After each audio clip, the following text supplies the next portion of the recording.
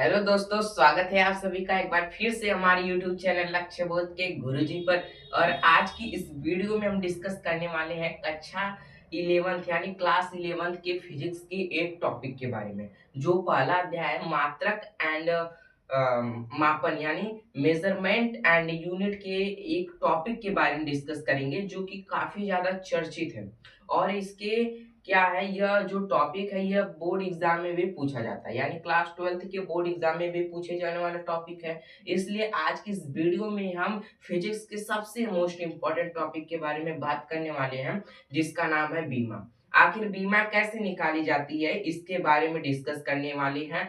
आपको इतनी आसानी तरह से बताया जाएगा कि आप सात पुष्टि तक इसे याद रखेंगे। सात पुष्टि का मतलब है कि आप जब तक कोई न नौकरी नहीं पा जाती, यानी जब तक आप पृथ्वी पर रहेंगे तब तक का चीजें आपको समझ में आती रहेंगी। यानी इस तरह से आज आपको मैं बीमा निकालने का ट्रिक बताऊंगा। अगर आप भी बीमा निकालने की इस ट्रिक को जानना चाहते हैं तो बने रहिएगा हमारे साथ वीडियो के अंत तक, क्योंकि आज की इस वीडियो में हम आपके लिए लेकर आए एक तगड़ा सा टॉपिक जिसके बारे में लोगों को जानना चाहिए। और इस यहाँ से हर साल बोर्ड एग्जाम में 4 से 5 नंबर बनते हैं। साथ ही स्टूडेंट इसे सबसे जो हाई टॉपिक मानते हैं और लोगों को निकालना नहीं आता है। तो आज की इस वीडियो में हम आपको बहुत ही आसानी तरह से इसे निकालने के लिए बताएंगे। लेकिन उससे पहले अगर आप हमारे इस चैनल पर नए हैं तो वीडियो को लाइक कर दीजिएगा और चैनल को सब्सक्राइब करना मत भूलिएगा। चलिए वीडियो की शुरुआत करते हैं।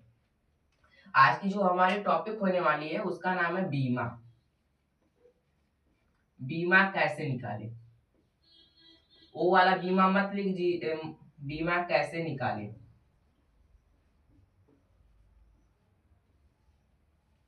ओ वाला बीमा मत समझिएगा आप, जो LIC पे मिलता है जीवन बीमा, ये सब बीमा नहीं है। उस बीमा को इस तरह लिखा जाता है, इस तरह लिखा जाता है। और इस बीमा को इस तरह लिखा जाता है, यानी ये वाला गलत है, ये वाला सही है। ये वाले बीमा की हम बात कर रहे हैं, इस वाले बीमा की बात नहीं कर रहे हैं हम। तो सबसे पहले मैं आपको बता देता हूँ आखिर बीमा निकालने के लिए क्या क्या चीजें हमें आवश्यकता, क्या क्या चीजें हमें जरूरत होती है। तो सबसे पहले मैं आपको कुछ बेसिक के पॉइंट्स बताता हूँ जिन पर आपको ध्यान देना होगा। आप याद रखिएगा कि जो एम होता है ना, यह किससे व्यक्त करता है? द्रव्यमान को। किसे व्यक्त करता है? द्रव्यमान को। अब और एक चीज होती है यल। यल क्या होता है? यह दूरी को व्यक्त करता है, ऊंचाई को व्यक्त करता है और लंबाई को व्यक्त करता है। यानी चाहे लंबाई हो, दूरी हो या फिर ऊंचाई, तीनों को हम लोग लेंथ कहते हैं। लेंथ जैसे कि इसे लेंथ के प्रतीक द्वारा प्रदर्शित किया जाता है। ऊंचाई, दूरी और लंबाई को यल द्वारा प्रदर्शित किया जाता है। साथ ही साथ हम बात करें टी की, तो टी को हम लोग समय के लिए प्रयोग करते हैं, यानी समय के लिए टी प्रदर्शित किया जाता है। इस तीनों चीज के बारे में आपको जानना बहुत जरूरी है। अगर आप इस तीनों चीज को समझ गए तो समझ लीजिए कि आप बीमा को बहुत ही आसानी तरह से निकाल लेंगे। एक और महत्वपूर्ण चीज कि बीमा निकालने के लिए आप जिस भी भौतिक राशि का बीमा निकाल रहे हैं ना, उस भौतिक राशि का आपको सूत्र पता होना चाहिए। जैसे अगर मैं बात करूं बल की बीमा क्या होगी, तो बल बराबर क्या होता है, ये चीजें आपको पता होनी चाहिए। एक बार मैं आपको लिख कर बताता हूं। अगर मैं आपसे पूछूं कि बल की बीमा क्या है, बल की बीमा क्या है, बल की बीमा क्या है, तो बल की बीमा निकालने के लिए आपको सबसे पहले यह आना चाहिए कि बल बराबर आखिर होता क्या है। तो बल बराबर क्या होता है? बल बराबर होता है द्रव्यमान गुणे त्वरण। द्रव्यमान गुणे त्वरण। द्रव्यमान गुणित त्वरण, ये हो गया। तो आपको क्या होना चाहिए, जिस भी भौतिक राशि का आप बीमा निकालने के लिए जा रहे हैं, उस भौतिक राशि का सूत्र आपको पता होना चाहिए, जिसके बाद ही आप बीमा को निकाल सकते हैं। अगर आपको ये चीजें नहीं आ रही हैं सूत्र, तो आप बीमा को नहीं निकाल सकते। बहुत कर सकते हैं कि आप रट्टा मार सकते हैं, रट्टा मार के आप एक महीने, एक हफ्ते तक याद रख सकते हैं, लेकिन कुछ दिनों के बाद उसे आप भूल जाएंगे, उससे आप बहुत ज्यादा अपरिचित हो जाएंगे। तो आपको क्या होना चाहिए कि भौतिक राशि का सूत्र याद होना चाहिए। साथ ही साथ आपको मैंने यहाँ पर जो 3 पॉइंट्स के बारे में बताया कि द्रव्यमान को m द्वारा व्यक्त किया जाता है, दूरी, ऊंचाई और लंबाई को l द्वारा और समय को t द्वारा। ये 3 पॉइंट्स और एक पॉइंट्स ये याद रखना होगा कि किसी भी भौतिक राशि का बीमा निकालने के लिए उस भौतिक राशि का हमें सूत्र पता होना चाहिए, जिसके बाद ही हम बीमा को निकाल सकते हैं। अब हम चलिए बीमा को निकालते हैं। आखिर बीमा को कैसे निकाला जाता है इसके बारे में मैं आपको सिखाता हूँ। तो सबसे पहले हम लोग क्या करते हैं, नीचे से बीमा बनाते हैं, यानी नीचे का मतलब सबसे आसान वाला बनाएंगे, फिर उससे थोड़ा कठिन, फिर उससे थोड़ा कठिन, अंत में सबसे कठिन बीमा बनाएंगे। तो क्रम से हम लोग बनाते हुए चलेंगे। तो सबसे पहले हम जानते हैं कि क्षेत्रफल बराबर क्या होता है। क्षेत्रफल भी एक भौतिक राशि है, और भौतिक राशि का कौन सा प्रकार की भौतिक राशि है, तो यह एक कौन सी भौतिक राशि है, मूल भौतिक राशि का एक उदाहरण है क्षेत्रफल। और मूल भौतिक व्युत्पन्न भौतिक राशि का एक उदाहरण है। और मूल भौतिक राशियों के अंतर्गत 7 राशियां होती है। कौन कौन सा एक बार समझ लीजिए, द्रव्यमान, लंबाई, समय, ताप, विद्युत धारा, पदार्थ की मात्रा, ज्योति तीव्रता, ये 7 भौतिक राशियां मूल भौतिक राशियों के अंतर्गत आती हैं। इसके अलावा जो शेष भौतिक राशियां आती है वह किसके अंतर्गत आती हैं, व्युत्पन्न भौतिक राशियों के अंतर्गत आती हैं। लेकिन मैंने जो आपको 7 भौतिक राशि होती है उसके अतिरिक्त 2 ऐसे भी राशियां होती हैं जिन्हें अन्य राशि या मात्रक से नहीं मापा जा सकता है, बल्कि उन्हें जो किसी अन्य राशि या मात्रक पर निर्भर नहीं करते हैं, जिन्हें किसी अन्य राशि के मात्रक से नहीं मापा जा सकता है। कुछ ऐसी भी भौतिक राशियां होती हैं जिन्हें पूरक राशियां कहते हैं। 2 होते हैं, समतल कोण, घन कोण, किसको छोड़कर, मूल भौतिक राशियों को छोड़कर। क्षेत्रफल क्या हो गया। अब क्षेत्रफल बराबर क्या होता है, क्षेत्रफल का फार्मूला आप जानते होंगे कि लंबाई गुणे ऊंचाई होता है। तो सबसे पहले आप लिख लेंगे लंबाई गुणे ऊंचाई, ये हो गया हमारा फॉर्मूला। अब लंबाई के लिए क्या लगाते हैं, लंबाई के लिए यहाँ पर क्या लगाते हैं, एल लगाते हैं, यानी अब एल लगा देंगे।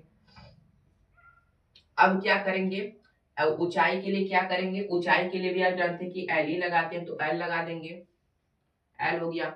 अब जानते हैं कि जब जो आधार है समान हो तो घातें क्या होती है, जुड़ जाती है। इनके ऊपर एक भी घात नहीं है, मतलब एक एक घात है, तो एल समान है और इनकी घातें क्या हो जाएंगे, 1 + 1, यानी एल के पावर 2, ऐसे कर देंगे। ये जो क्षेत्रफल की बीमा न लिखने के बजाय आप इसे इस बड़े कोष्टक में क्या कर सकते हैं, घेर सकते हैं। यह बीमा को प्रदर्शित करता है, यानी क्षेत्रफल, इस तरह से आप साइन लगा सकते हैं, इस तरह का कोष्टक लगाकर आप इसे लिख सकते हैं, यानी क्षेत्रफल की बीमा बराबर एल के पावर 2। ये हमारा क्या हो गया, करेक्ट हो गया। यानी किसी भी भौतिक राशि का आपको बीमा निकालने के लिए सबसे पहले उसका सूत्र पता होना चाहिए, और साथ ही साथ मैंने आपको यहाँ पर 3 पॉइंट्स बताए, इसके बारे में पता होना चाहिए। इसके बाद आप इसके बाद आप बीमा को बहुत ही आसानी तरह से निकाल सकते हैं, जैसे मैंने यहाँ पर निकाला। एक बार फिर से समझिए, पहला क्या है, क्षेत्रफल। क्षेत्रफल बराबर होता है लंबाई गुणे ऊंचाई, अरे लंबाई गुणे चौड़ाई होता है, सॉरी, यहाँ पर चौड़ाई हो या फिर ऊंचाई, दोनों ही बात ही सही है। यहाँ पर चौड़ाई हो, सॉरी यार, दिमाग में कहीं, लंबाई गुणे चौड़ाई होता है, और चौड़ाई के लिए हम लोग एल लगाते हैं, तो एल लगा दिए। और जब आधार समान हो तो घातें जुड़ जाती हैं, यानी एल के पावर 1 + 1, यानी एल के पावर 2, यानी क्षेत्रफल की बीमा बराबर एल के पावर 2। अगर आपसे कोई पूछे कि क्षेत्रफल की बीमा क्या होगी, तो आप कहेंगे एल के पावर 2। आंसर क्या हो जाएगा, सही हो जाएगा। अब हम लोग दूसरे बीमा निकालने का प्रयास करते हैं, दूसरी भौतिक राशि का। दूसरी भौतिक राशि हम लोग ले लेते हैं आयतन, आयतन नहीं, हाँ आयतन। आयतन बराबर क्या होता है, आप लोग जानते हैं कि आयतन बराबर होता है लंबाई गुणे चौड़ाई गुणे ऊंचाई। यानी कोई एक क्यूब रखा हुआ, उसका आयतन निकालना है तो हमें ऊंचाई भी लेना पड़ेगा, लंबाई भी और चौड़ाई भी लेनी पड़ेगी, यानी तीनों तीनों कोनों को लेना पड़ेगा। यानी आयतन बराबर होता है लंबाई गुणे चौड़ाई गुणे ऊंचाई, ये हो गया। आप जानते हैं कि यहाँ पर लंबाई को किससे व्यक्त किया जाता है, एल से, यानी एल लिख लेंगे। फिर चौड़ाई को किससे व्यक्त किया जाता है, एल से, यानी एल फिर लिख लेंगे, फिर गुणे का साइन बनाएंगे, फिर ऊंचाई को भी एल द्वारा व्यक्त किया जाता है। अब हो गया। जानते हैं कि जब आधार सेम हो तो घातें जुड़ जाती है, यानी इनके ऊपर एक एक है, कुछ नहीं है तो एक एक है, यानी 1 + 1 + 1, कितना हो गया, एल के पावर 3 हो गया। यानी जो आयतन है, आयतन को अंग्रेजी में वॉल्यूम कहा जाता है, यानी वी की जो बीमा होगी वह क्या हो जाएगी, एल के पावर 3। एल के पावर 3 क्या हो जाएगी, वी की बीमा हो जाएगी। अगर आपसे कोई पूछे कि आयतन की बीमा या फिर हाँ आयतन की बीमा, तो आप क्या कहेंगे, एल के पावर 3। वहीं क्षेत्रफल की बीमा पूछा जाए तो एल के पावर 2। इस तरह से आपको उत्तर देना है। अब हम लोग तीसरी भौतिक राशि के बारे में जानते हैं। तीसरी के बारे में हम लोग निकालते हैं आयतन नहीं, घनत्व। घनत्व, घनत्व बराबर होता है आयतन बटे द्रव्यमान।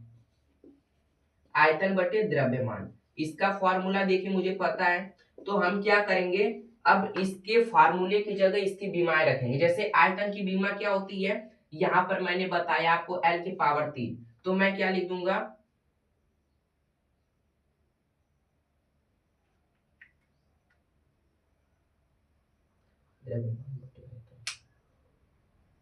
यहां पर द्रव्यमान बटे आयतन हो जाएगा। जो घनत्व बराबर होता है वो द्रव्यमान बटे आयतन।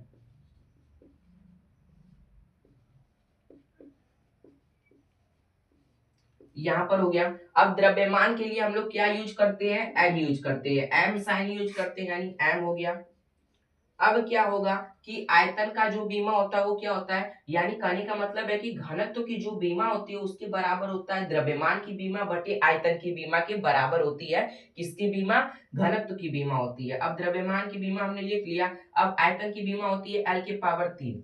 अब जानते हैं कि कोई अगर बटे में और उसकी घात प्लस में है, जब उसे ऊपर ले जाएंगे तो उसकी घात क्या हो जाती है, माइनस में हो जाती है, यानी एम एल की पावर -3।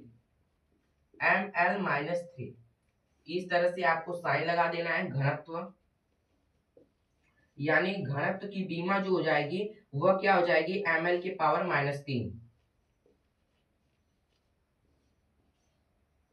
क्या हो जाएगी, ml के पावर -3। अब चौथी हम लोग निकालते हैं, चौथी भौतिक राशि। चौथी भौतिक राशि हमने ले लिया बल।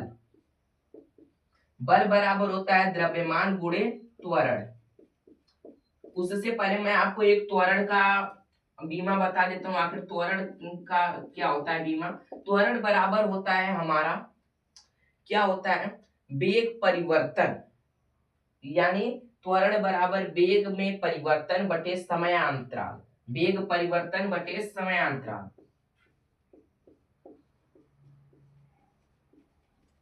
आपको फॉर्मूला मालूम होना चाहिए।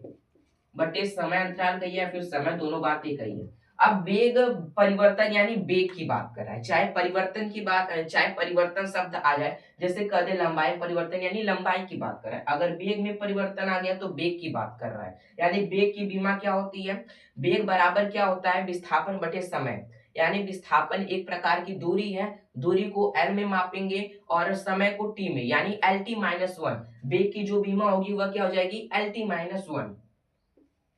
LT-1 हो गए। अब क्या करेंगे हम, समय। अब समय को किस द्वारा व्यक्त किया जाता है, समय देख रहे हैं कि समय को टी द्वारा व्यक्त किया जाता है, यानी टी यहाँ पर हो गया। अब क्या होगा, हम जानते हैं कि जब कोई घातें नीचे होती हैं, प्लस में होती है, तो ऊपर आते हुए माइनस में हो जाती है उनकी घातें। क्या हो जाएगा, एल के पावर -2। क्या हो जाएगा, एल के पावर -2। कैसे -2 हुआ, यहाँ पर t -1, फिर ये भी -1 ऊपर जाएगा, तो जब आधार समान हो तो घातें जुड़ जाएंगी, यानी यहाँ पर आधार t समान है, इसकी घातें -1 है, जो जोड़कर -2 बना देंगी, तो यहाँ पर त्वरण की बीमा हो जाएगी LT-2। ये चीजें आपको समझ में आ गई होगी। अब यहाँ पर हम लोग इसका बीमा रखेंगे। द्रव्यमान की बीमा क्या होती है, एल होती है, एम होती है, यहाँ पर एम रख देंगे। अब त्वरण की बीमा क्या होती है, LT-1 हमने यहाँ पर निकाला, अभी आप देख रहे हैं LT-2। अब क्या करेंगे, MLT-2। कैसे MLT-2 हो गया, क्योंकि इसमें कोई भी समान नहीं दिख रहा है, इसलिए इसका आपस में एक गुणा कर देंगे। यहाँ पर t की घातें -2 है, यहाँ पर क्या हो गया, बल की बीमा। ये क्या हो गई, बल की बीमा। आपको समझ में आ गया होगा कि आखिर बल की बीमा कैसे निकाला जाता है। और अन्य राशियों का भी बीमा कैसे निकाला जाता है, और बीमा निकालने के लिए क्या क्या चीजें आवश्यक हैं, ताकि हम चीजों को याद कर सकें। तो सबसे पहले आपको ये 3 पॉइंट्स और कुछ फार्मूलेस पता होने चाहिए, जिनके बेसिस पर आप निकाल सकते हैं। तो आपको ये वीडियो कैसी लगी कमेंट करके जरूर बताइएगा, और मिलते हैं किसी अगली वीडियो में नए टॉपिक के साथ। साथ ही साथ आपको मैं एक HW दे रहा हूँ, अगर आपको आ रहा है तो कमेंट में इसका आंसर जरूर बताइएगा। मैं आपसे पूछना चाहता हूँ, चाल की बीमा क्या होती है?